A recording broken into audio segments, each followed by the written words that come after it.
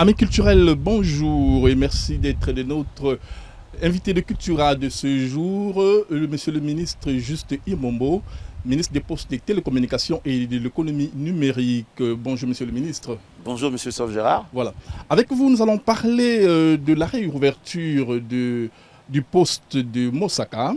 Et naturellement, nous allons aborder d'autres sujets, il faut dire, relatifs à la protection du citoyen dans le numérique naturellement.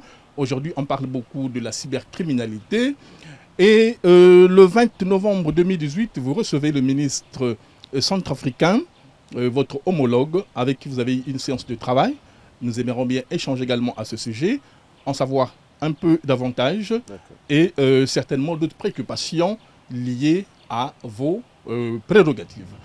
Merci une fois de plus, monsieur le ministre.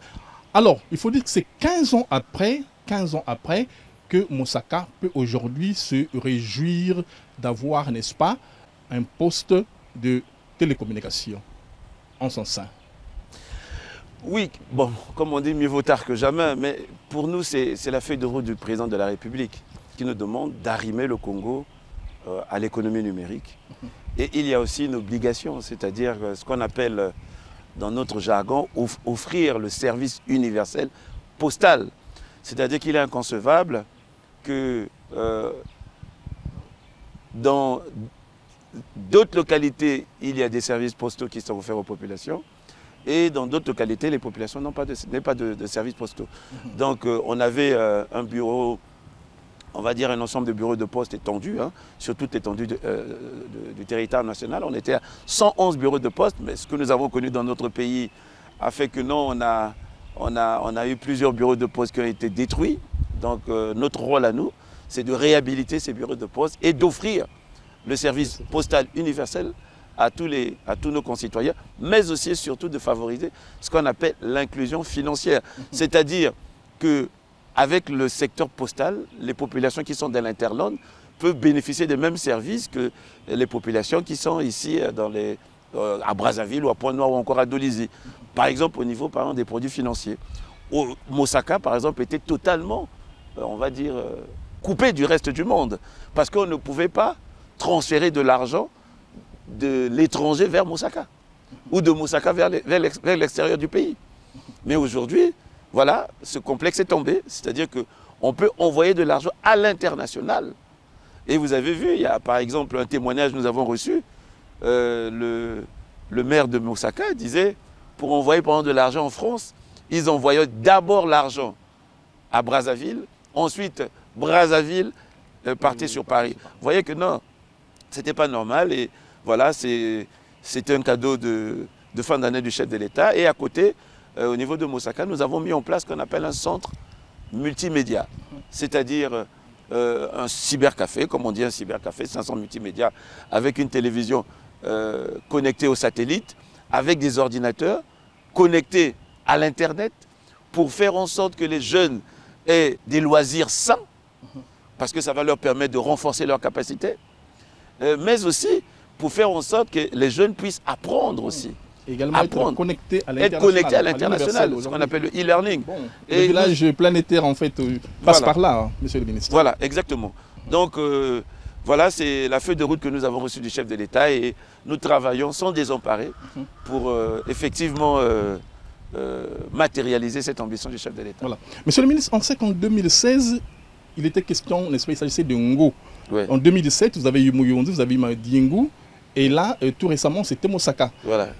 Et pourtant, de tous ces postes, à vous entendre parler, vous avez dit que c'était vraiment du concret du côté de Mosaka. Et la grande concrétisation, on peut dire.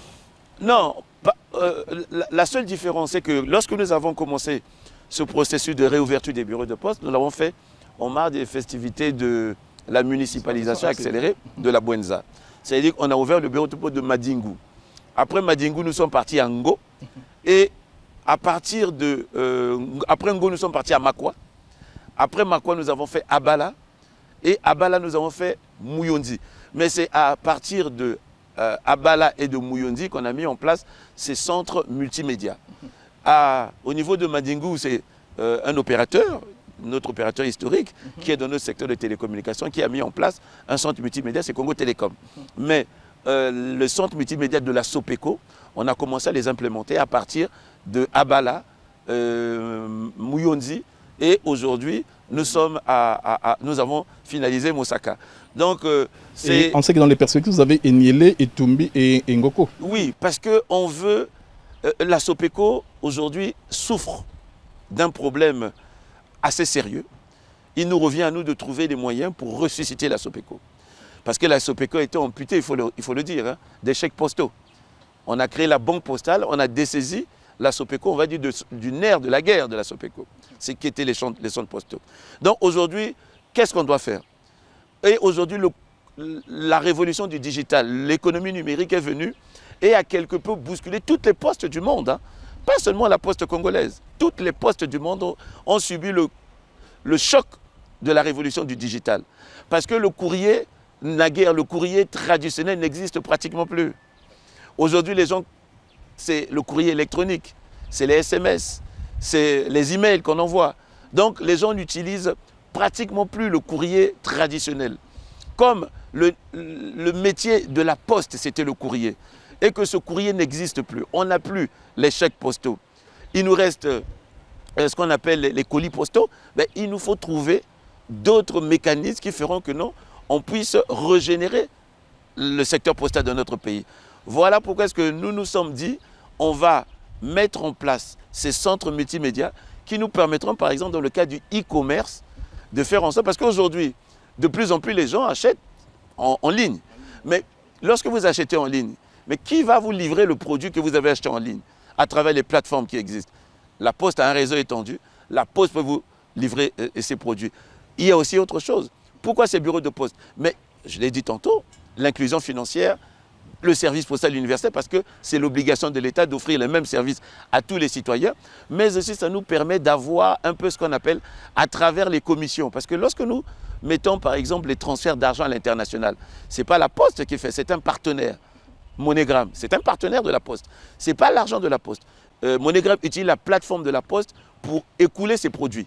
Et en retour, MoneyGram paye à la Poste des commissions. Ce sont ces commissions qui vont faire en sorte que nous puissions avoir de la valeur ajoutée qui fera qu'on puisse avoir notre autonomie. Parce que, M. Sauf-Gérard, en 2009, on a libéralisé le secteur postal. On a libéralisé le secteur des télécommunications. Donc, il y a d'autres opérateurs privés qui peuvent aussi envoyer des courriers. C'est vrai qu'il y a des grammages quand même, mais les opérateurs privés peuvent envoyer des courriers parce qu'on a libéralisé le secteur. Mais si la Poste n'est pas compétitive, comment est-ce que la Poste va renaître? Il nous faut donc au niveau du secteur postal apporter d'autres produits, l'innovation postale. Voilà pourquoi est-ce que nous avons tissé des partenariats avec la NCA pour vendre ce qu'on appelle les produits d'assurance, avec la COFINA pour vendre des produits financiers.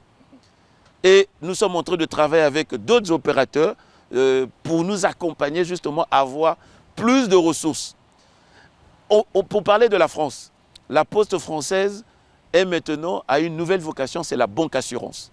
Et même les téléphones en ligne, les téléphones portables. Notre Poste aussi, on doit trouver d'autres ressources, d'autres produits innovants pour qu'elles soient ressuscitées. En étendant le réseau, nous aurons plus de commissions. En ayant plus de commissions, nous pourrions subvenir déjà à nos besoins parce que la subvention de l'État, il faut dire qu'en plus, nous sommes quelque peu en crise et il ne faut pas seulement attendre la subvention de l'État, d'autant plus que la Sopeco, c'est une entreprise du portefeuille public. Elle devait plutôt rapporter de l'argent à l'État que de demander à l'État. Voilà.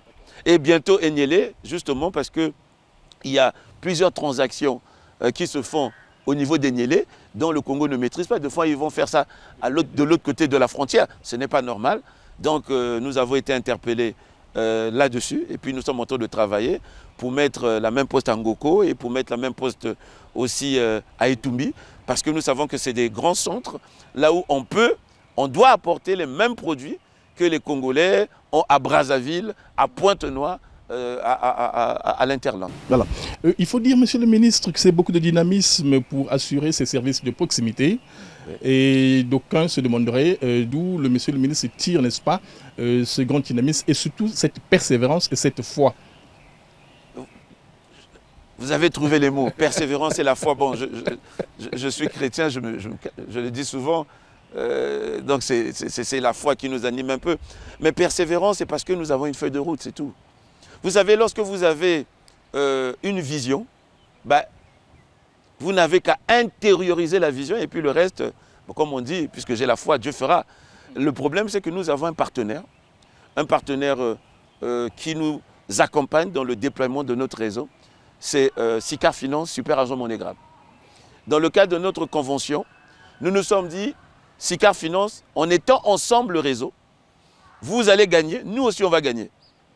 Nous on créera de la richesse, on créera de l'emploi et on va pouvoir faire en sorte que les localités qui n'avaient plus de bureau de poste puissent retrouver quand même cet outil de proximité, vous l'avez si bien dit.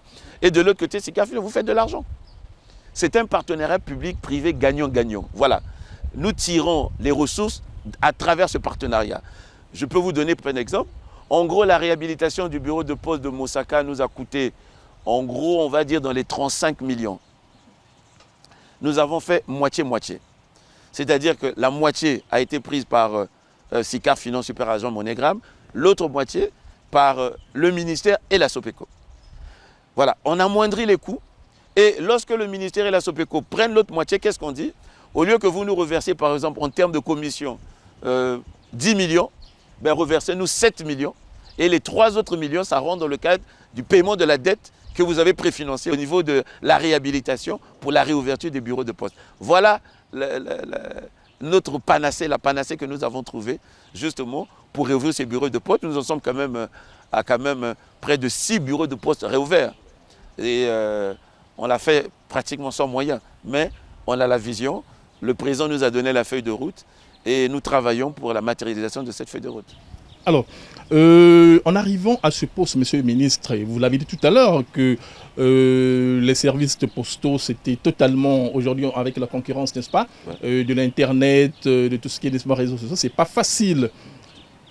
Quelle stratégie vous avez mis en place, n'est-ce pas, pour tenir compte de cette concurrence et faire que vraiment les télécommunications vivent dans notre pays? Ben, je vous l'ai dit, hein, la stratégie, c'est-à-dire que nous avons la feuille de route du président de la République et le Premier ministre, chef du gouvernement, son Excellence M. Clément Mouamba, nous a missionné que vous êtes ministre de la Poste.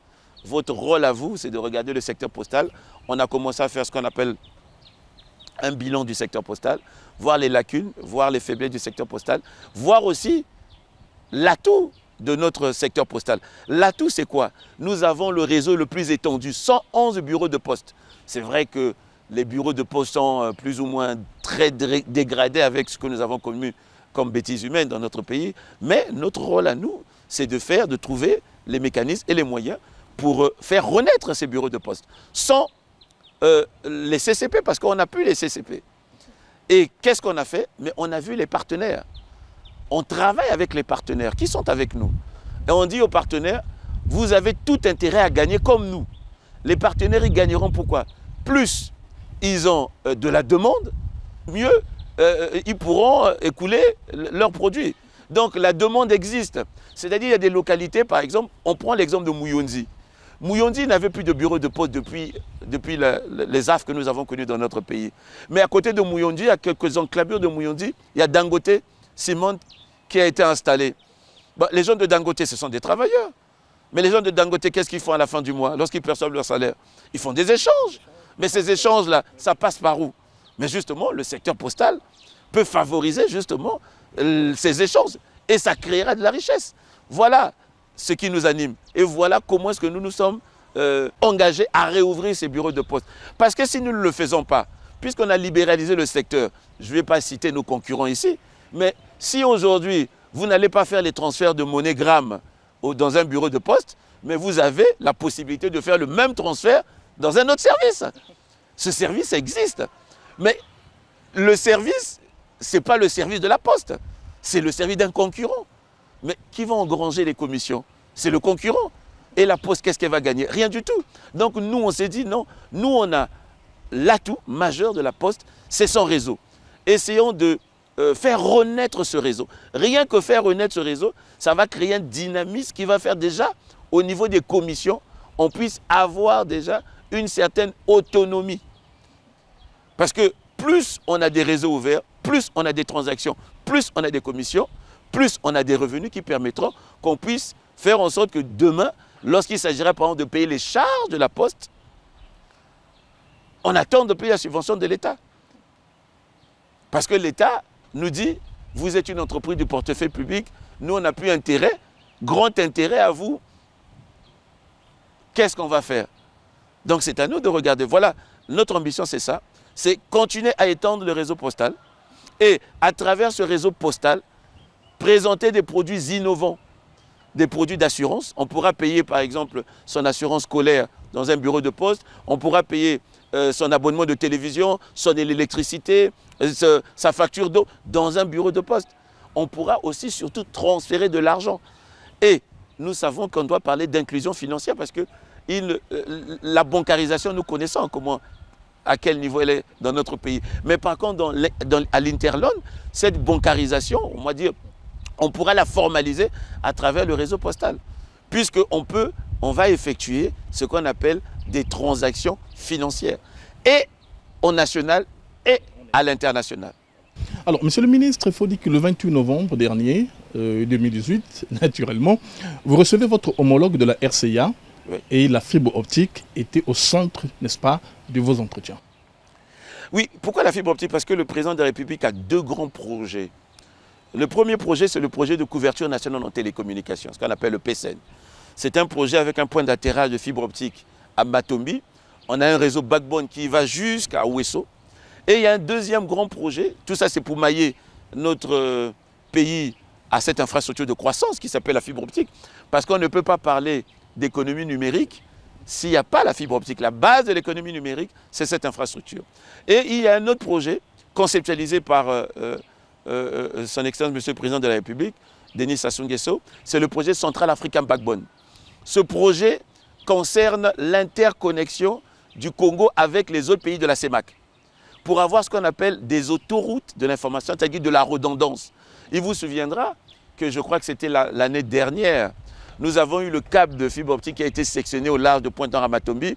Le Congo est resté pratiquement dans un blackout pendant pratiquement 2 semaines.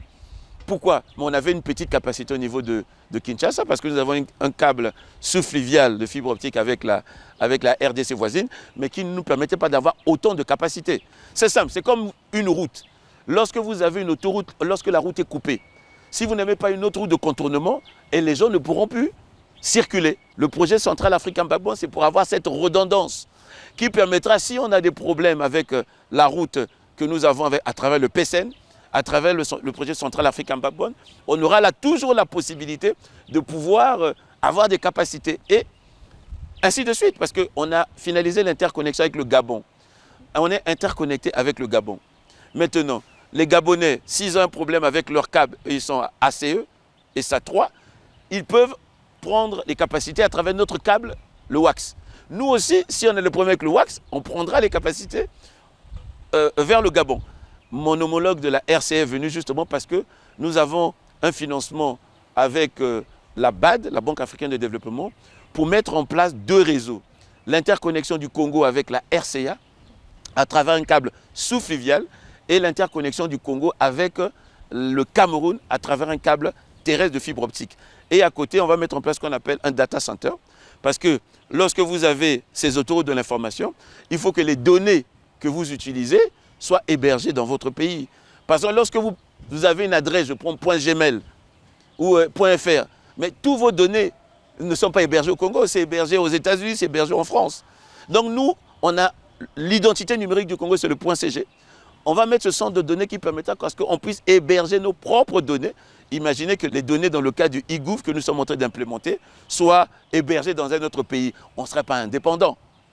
On sera dépendant de ce pays. Donc, on va mettre en place un centre de données, un data center et un incubateur pour accompagner les jeunes. Mon homologue de la RCA est venu pour demander notre accompagnement parce que nous, on a déjà finalisé. Là, on va lancer les travaux de construction dans la première quinzaine du mois de janvier, puisque nous avons déjà reçu les avis de non-objection et les sociétés qui ont soumissionné ont déjà été sélectionnées. Nous allons lancer les travaux. Comme nous sommes en avance, ils nous ont demandé que on regarde comment est-ce qu'on peut les accompagner pour qu'on finalise très vite l'interconnexion. C'est-à-dire que nous, on va commencer notre réseau, eux, ils n'ont pas encore commencé le réseau. Alors, il faut dire qu'aujourd'hui, la cybercriminalité devient, n'est-ce pas, une urgence pour nos pays et, n'est-ce pas, pour la protection des citoyens dans le numérique. C'est plus qu'une urgence. Lorsque vous avez construit une très belle route, il y a plusieurs types de véhicules, mais il y a des véhicules, il y a d'autres conducteurs qui peuvent rouler à 260 à l'heure, 300 à l'heure, 400 à l'heure. Donc, qui peuvent causer du tort, des accidents aux autres. Il faut que l'État fasse quoi? Puisse réglementer cette autoroute en mettant ce qu'on appelle des panneaux de signalisation pour dire que, attention, ici, il faut rouler à 80 km à l'heure. Ici, il faut rouler à 120 km à l'heure. Parce que si on ne met pas ça, on ne peut pas. Et il faut donc protéger le citoyen dans cet espace. Parce qu'aujourd'hui, quelqu'un qui est chez lui n'importe où, dans sa maison, peut même déstabiliser un État. Bien sûr. Parce que le monde est devenu un village planétaire. L'information va maintenant à la vitesse du vent, c'est ça même la fibre optique, à la vitesse de la lumière. Donc, si on n'arrive pas à protéger le citoyen congolais, évidemment, le citoyen congolais ne pourra pas bénéficier des dividendes de l'économie numérique, on va dire, des bienfaits de cette économie. Comment? À travers des lois. Il y a une charte de l'Union africaine sur la cybersécurité et la cybercriminalité dont nous devons ratifier. Mais pour ratifier cette charte, il faut que le Congo ait les lois qui protègent le citoyen contre ces crimes, ces délits. Et nous avons déjà vu un conseil de cabinet, on a même fait 3 conseils de cabinet là-dessus, parce que ça veut dire que c'est une question vraiment d'importance. On a vu l'ensemble des lois qui vont être présentées en conseil de ministres. On a un projet de loi sur la cybersécurité, sur la cybercriminalité. Vous voyez, la pornographie infantile. Il faut qu'on protège l'enfant dans cet espace. Vous voyez, l'usurpation d'identité. On va usurper votre identité, par exemple, pour faire de n'importe quoi sur la toile, sur l'espace Internet. Vous voyez, par exemple, on peut prendre votre vidéo, par exemple, une vidéo intime qu'on va propager dans les plateformes. Il faut qu'on vous protège. Il y a là, par exemple, sur les fake news. La France a pris une loi sur les fake news. Même la France. Vous avez vu le scandale qui se déroule, dont on n'a pas encore fini de parler, aux États-Unis, là où on demande qu'on a interpellé le promoteur de Facebook pour dire que non, mais Facebook a influencé négativement sur les élections. Donc, vous voyez ce que ça peut causer comme tort à un État. Donc, il faut qu'on protège. Et il y a une loi qu'on appelle la protection des lois à donner à caractère personnel. Votre identité, votre race, votre opinion. Et vous savez, sur l'espace Internet, il y a ce qu'on appelle le profilage aussi. Parce que lorsque vous remplissez, par exemple, une fiche sur les plateformes sociales, mais on vous demande quel type de musique, qu'est-ce que vous avez mangé, mais tout ça, c'est pour vous proposer des services. Donc, il faut qu'il y ait une loi sur les transactions électroniques. Une loi qui va protéger le Congolais, le citoyen. Mais lorsqu'on a mis tout cet arsenal, il nous faut mettre ce qu'on appelle un organe de proue, justement, pour veiller sur cette nouvelle délinquance. Cet organe de proue, c'est de mettre en place ce qu'on appelle des agences nationales de sécurité des systèmes d'information. Ça existe partout. Ces agences-là seront là, justement, pour traquer tout ce qui se fait au niveau de l'Internet. Donc, on a tout cet ensemble, tout cet arsenal. On l'a déjà vu, ça va être présenté en conseil de ministres. Nous avons aussi adopté une stratégie, la stratégie nationale de l'économie numérique. Cette stratégie qui est fondée sur 3 piliers. Le e-citoyen, tous les contenus du citoyen, l'interface du citoyen. Le e-gouv, tous les contenus de l'État, du gouvernement. Et le e-business, le commerce en ligne, le commerce électronique. De plus en plus, les gens n'iront plus dans les magasins pour acheter. Non, c'est fini ça. Le nouveau commerce, vous êtes chez vous, vous avez votre clavier, vous avez votre ordinateur, vous avez votre laptop ou vous avez votre smartphone, vous commandez ce que vous voulez. Vous pouvez commander une pizza, vous pouvez commander à manger, vous pouvez commander des cadeaux. C'est le commerce électronique. Mais on doit protéger le Congolais dans cet espace. Et même pour les investisseurs, s'ils veulent investir dans le secteur de l'économie numérique, puisque nous avons des réseaux maintenant, mais l'investisseur, il se dira, mais est-ce que moi, mon activité sera protégée? Quelle est la loi qui me protège mon activité? Le citoyen va dire, bon, moi je vais acheter ça, mais est-ce que si quelqu'un usurpe ma carte bancaire, quel recours je vais avoir? C'est ça la loi sur les transactions électroniques. C'est ça aussi la loi sur la protection des données à caractère personnel. Et sur la cybersécurité, la cybercriminalité, nous voyons ce que ça peut faire. Vous voyez, un individu dans sa maison, il peut envoyer une fausse nouvelle pour déstabiliser tout un pays. Vous voyez ce que ça peut faire comme dégâts dans un pays. Mais si le pays n'a pas les lois, voilà pourquoi est-ce que nous avons présenté en Conseil de ministres cette armature juridique pour que demain, le Congolais soit totalement protégé dans cet espace. Et en termes de rentabilité, monsieur le ministre, avec ces 3 stratégies que vous avez mises en place, est-ce que au niveau de l'État, au niveau de votre ministère, vous vous retrouvez, n'est-ce pas, pour rentabiliser, parce que après, qui est le grand bénéficiaire de e-service, enfin de e-citoyen, e-gouv et tout, qui est le grand bénéficiaire? Mais le grand bénéficiaire, c'est le citoyen congolais. Le citoyen congolais qui va bénéficier. Nous allons inaugurer l'interconnexion des 11 établissements de l'université Maringouabi qui a été connectés à la fibre optique. Ça va permettre à ce que les étudiants puissent avoir un outil qui va leur permettre de pouvoir renforcer leur capacité. Ça va permettre à l'administration d'être beaucoup plus efficiente, beaucoup plus efficace dans la gestion de ces données. Mais ça va permettre aussi de faciliter tout un ensemble de services. C'est-à-dire que l'Internet, aujourd'hui, on ne peut plus s'en passer. Donc, tout ce qui se passe au niveau de l'Internet, c'est pour favoriser et le commerce. Je vous donne un exemple. Dans le temps, les plus grandes entreprises du monde, en termes de capitalisation boursière, c'était les sociétés pétrolières, c'était les banques. Aujourd'hui, on appelle les GAFA, c'est-à-dire les Google, les Facebook, les WhatsApp, qui sont devenus les premières sociétés au monde. Mais ce sont des sociétés de l'Internet, les sociétés du savoir. Donc nous, on ne peut pas rester en marge. Voilà pourquoi le président a fait un axe stratégique de son projet de société. Le point 5, arrimer le Congo au développement de l'économie numérique parce que ça crée de la valeur ajoutée. Voyez par exemple la pénétration de la téléphonie mobile. Aujourd'hui, il y a le mobile banking, mais le mobile banking se fait aussi à travers nos réseaux. Aujourd'hui, vous voyez, il y a plusieurs kiosques, mettez un peu partout. Vous pouvez transférer de l'argent, les gens n'ont plus besoin. Mobile money, le mobile banking, le mobile money. Donc, la fibre optique, l'Internet, ça a un potentiel extraordinaire. Ça fait que les entreprises soient compétitives. Ça permet aussi de réduire les coûts. Par exemple, au lieu de voyager, de prendre un billet pour aller, je sais pas, en France ou au Maroc pour aller assister à une réunion, vous faites ce qu'on appelle la vidéoconférence. Le e-santé, quelqu'un qui est peut-être à Oyo, mais il va opérer quelqu'un qui est à Brazzaville. Le professeur n'est pas sur place, mais à travers l'Internet, à travers le e-santé, ce qu'on appelle e-santé. Le e-learning, les études. Donc, il y a un potentiel extraordinaire. Ce que nous rapportons, nous rapportons beaucoup, ce n'est pas le lieu, mais nous avons mis en place, par exemple, un hub digital qui va permettre à ce qu'on puisse avoir la traçabilité de tout ce qui se fait sur le mobile banking. On ne l'avait pas. Ça va rapporter de l'argent. Parce qu'aujourd'hui, c'était déclaratif. Les opérateurs disaient, par exemple, que non, nous, on a fait tant. Mais aujourd'hui, l'État a la possibilité et les instruments, comme ce qui se fait ailleurs. Le potentiel d'économie numérique est là.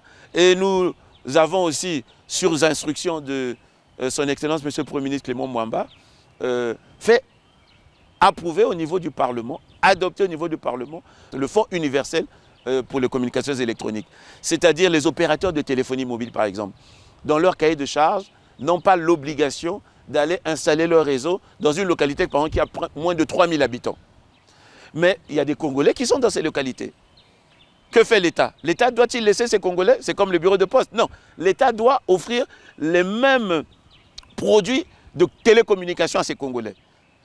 Mais comme les opérateurs n'ont pas l'obligation légale par rapport à leur cahier de charges, ça a été traité depuis l'Union internationale des télécommunications, la loi permet à ce qu'on puisse ponctionner un petit peu du revenu des opérateurs pour que l'État aille offrir les mêmes services à ces populations dans ces zones reculées. C'est une révolution. Nous avons fait approuver, fait adopter, approuvé en Conseil de ministres et adopté au Parlement le fonds pour l'accès aux services universels des communications électroniques. Et les textes d'application, monsieur le ministre, déjà? Mais le décret, il est là, il va être présenté avec justement l'ensemble des autres textes. Le décret est déjà là. On l'a déjà vu en conseil de cabinet et on va voir ça très vite en conseil de ministres. Voilà. Alors, au-delà de ce dynamisme, monsieur le ministre, au-delà de ces très bonnes volontés, il faut dire très affichées, manifestement, où est-ce que vous pensez que vous n'avez pas encore réussi? Je n'ai pas encore réussi parce que la feuille de route du président n'est pas totalement dans le cadre de notre secteur. On ne l'a pas encore totalement matérialisée. Parce que lorsque je dirais que nous avons réussi, c'est lorsque nous aurions finalisé ce redéploiement du réseau postal. Nous dirions que nous avons réussi lorsque nous aurions finalisé ces 2 grands réseaux nord de fibre optique. Entre le Congo, on a les financements, mais il faut que le réseau soit opérationnel, fonctionnel. Il faut qu'on arrive à trouver un opérateur privé qui puisse maintenir et vendre les capacités dans ce réseau. Nous aurons réussi lorsque nous aurons implémenté le e-gouv à travers ce qu'on appelle l'intranet gouvernemental. Lorsque nous aurons finalisé le data center, oui, nous avons le financement. Il nous reste à lancer les appels d'offres qui vont se faire au début du mois de janvier. Et lorsqu'on va mettre en place la base des données, c'est-à-dire qu'on pourra héberger maintenant les données du Congo, ici au Congo. Nous aurons réussi lorsque l'économie numérique aurait apporté sa part dans le dynamisme, dans le PIB, dans le PIB de notre pays, une part importante. Voilà, on dirait que... Mais nous pensons que le chemin est encore long, mais nous sommes encouragés parce que nous avons la vision. Voilà. Parce que la vision est là et nous marchons sur la voie tracée, sur la voie tracée. Et à mi-parcours, de quoi vous pouvez vous réjouir, n'est-ce pas? Vous avez marqué, n'est-ce pas, d'énormes points. Et vous pouvez dire, moi, ministre Juste Imobo, en tout cas, haut les mains, j'ai réussi à faire ceci. Ce dont je suis le plus fier, malgré les difficultés, c'est la Poste. Le fait de réouvrir ces bureaux de poste, c'est un gros challenge.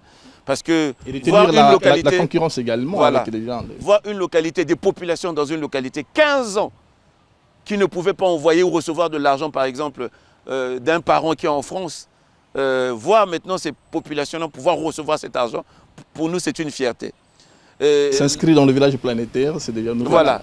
L'autre fierté, c'est le service universel, le fonds d'accès pour le service universel des communications électroniques.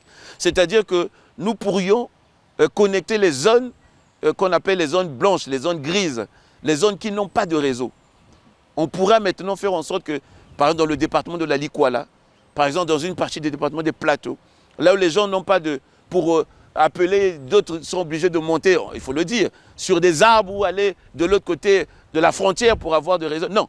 Voilà, c'est mettre en place ce fonds. Ça, c'est une fierté parce que là où les personnes étaient, on va dire, totalement coupées du monde, ont maintenant un lien avec l'extérieur, un lien avec le monde. Le lien, on l'a à travers le bureau de poste.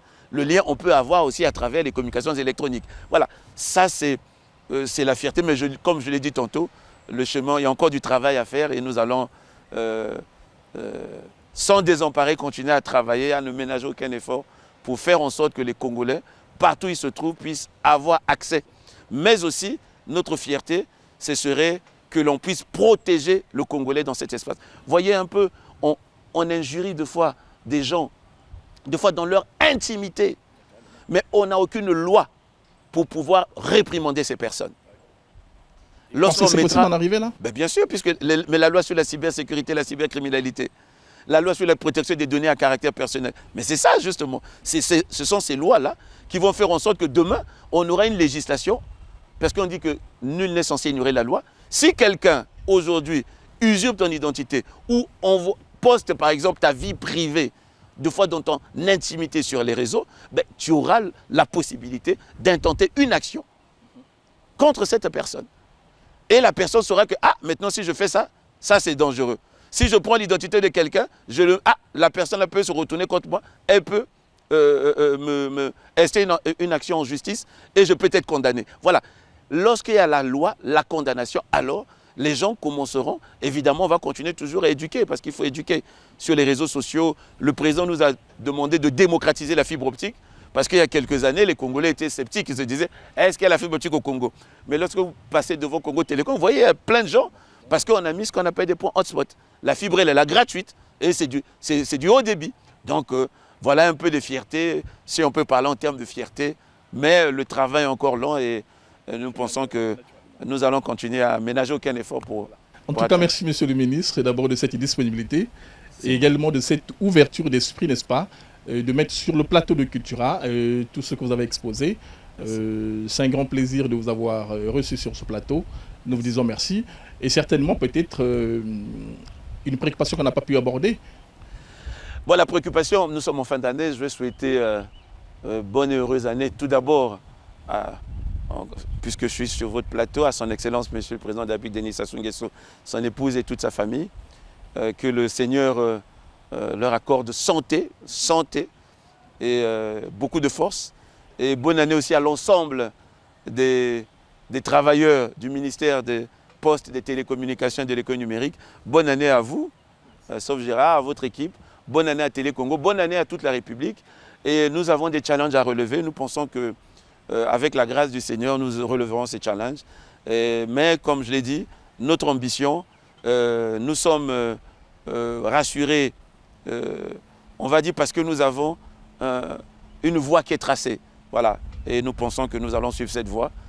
Puisqu'on a une feuille de route, nous allons suivre la feuille de route et nous atteindrons certainement, si Dieu veut, le bout de la... Voilà. Merci, Monsieur le ministre, pour cette persévérance et je disais pour cette foi immense, n'est-ce pas, qui vous mobilise, qui vous conduit, n'est-ce pas, dans les missions qui vous sont assignées naturellement par son Excellence, Monsieur le Président de la République. Amis culturels, c'est par ces mots que nous mettons un terme à nos échanges, à notre partage avec le ministre des Postes, des Télécommunications et de l'économie numérique, Monsieur Juste Ibombo, à qui nous avons dit merci. Et nous vous disons merci également dans vos foyers respectifs. Merci en tout cas, passez une très belle journée et nous prenons date pour samedi prochain. À très bientôt. Merci.